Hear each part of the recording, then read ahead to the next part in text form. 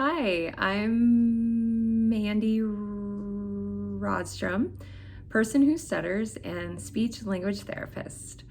I was born and raised in Columbus, Ohio. I lived there for all of my life up until last summer, and now my family and I reside in the DC area, or as the locals here call it, the DMV. I would say my number one hobby is listening to music, singing to music, dancing to music.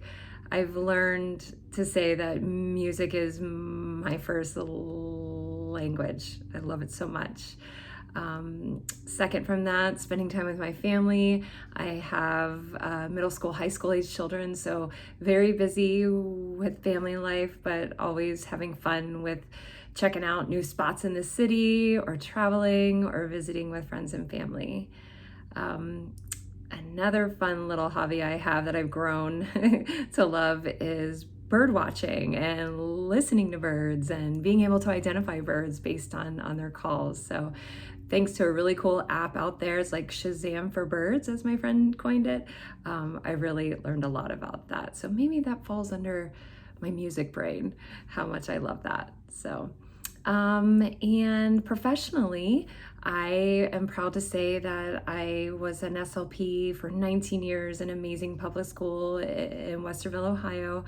I loved working with middle school, high school students for a large portion of my career. And last school year, I decided to answer the call to take the leap and pursue specializing in stuttering and teaching at the college level. So that's what this chapter is all about. I love that I've been able to teach stuttering for multiple colleges and provide clinical supervision for the amazing next generation of speech language therapists working with people who stutter.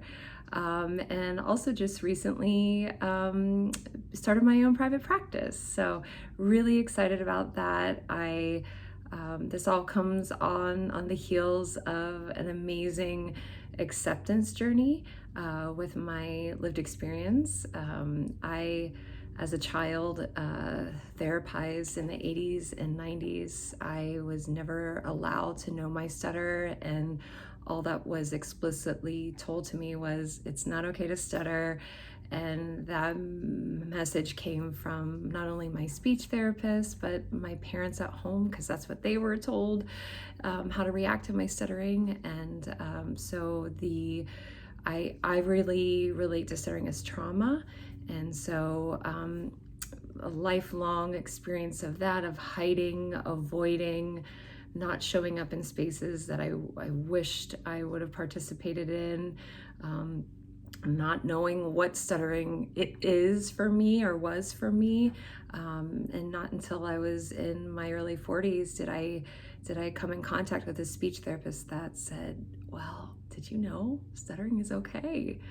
And providing me a really safe space to get to make relationship with my stuttering, to get to know the language that had been so internalized and suppressed my whole life, but allowing safe space to unearth those stories and those feelings and thoughts, and then ultimately get to let my stutter out. And so it's been incredible. There's so many people that have influenced my journey, and I'm just incredibly thankful for all of you. I hope you know who you are.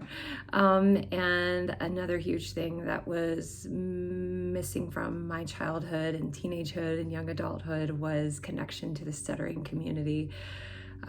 I went to my first Friends and NSA conferences a few summers ago, and it was like part two of life, I like to say, started for me, this whole new beginning, and being able to see people like me, to see myself and other people, to hear outwardly stuttering voices, to hear stories so similar to mine was so comforting and cathartic. And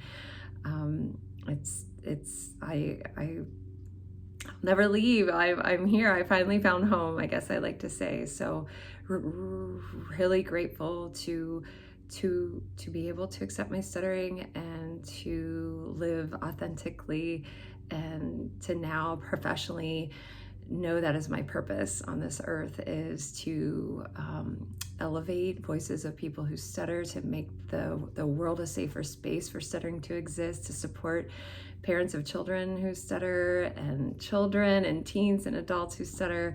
I can't imagine doing anything else. So thank you for this opportunity to share my story, and have a great day. Peace.